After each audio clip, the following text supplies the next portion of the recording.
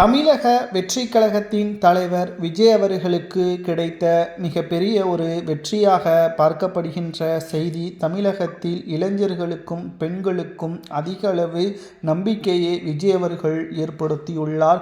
குறிப்பாக திராவிட முன்னேற்ற கழகத்தின் ஆட்சி தமிழக மக்களுக்கு வேண்டாம் என்ற மனநிலையையும் உருவாக்கியுள்ளார்.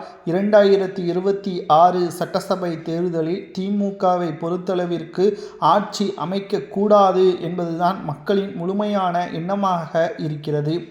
2026 சட்டசபை தேர்தல் நடைபெறுவதற்கு இன்னும் 5 மாதங்களே இருக்கக்கூடிய நிலையில் மக்களிடம் திமுக பணத்தை கொடுத்தாலும் சரி, என்ன பொய்களை கூறினாலும் சரி, மக்கள் இனியும் திமுகவை நம்ப மாட்டார்கள்.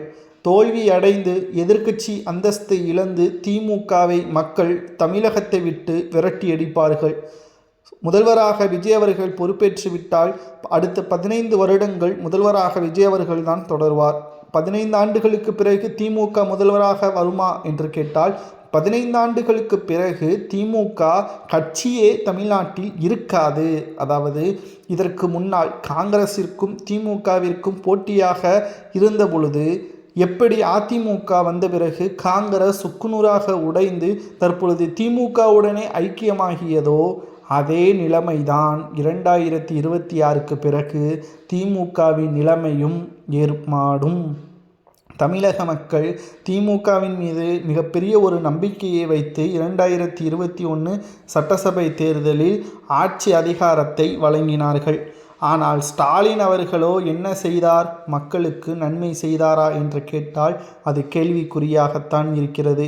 தமிழக மக்கள் மீது வஞ்சகம் செய்து தமிழக மக்களை அவமானப்படுத்தி தமிழக மக்களை மிகவும் வேதனைப்படுத்தி விவசாயிகளுக்கு துரோகத்தை இழைத்து ஒட்டுமொத்த திமுகவின் ஆட்சியில் ஊழல் மட்டும்தான் நிலைத்து நின்றதை நம்மால் பார்க்கவும் முடிந்தது.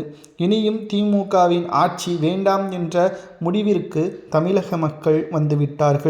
இனி வரக்கூடிய அரசியல் காலகட்டத்தில் தமிழ்நாட்டில் திமுகவின் ஆட்சியே இருக்காது என்பதை நம்மால் தெளிவாக உறுதியாக பார்க்க முடிகிறது. பொறுத்திருந்து பார்க்கலாம். 2026 சட்டசபை தேர்தலில் மக்கள் விஜய்க்கு வருகின்ற கூட்டம் ஓட்டாக மாறும் என்பதில் நாம் உறுதியாக இருக்கிறோம். உங்களது ஓட்டுக்கள் விஜய் அவர்களுக்கா என்பதையும் மறக்காமல் கமெண்ட் வாயிலாக கூறுங்கள். ஏனென்றால் இது தலைமைக்கு மிகவும் பயனுள்ள தகவலாக மாறும். திமுக ஆட்சியை இழந்தால் முதல்வராக விஜய் அவர்கள் பொறுப்பேற்றால் முதல் கையெழுத்து விஜய் என்னவாக போட வேண்டும் என்பதை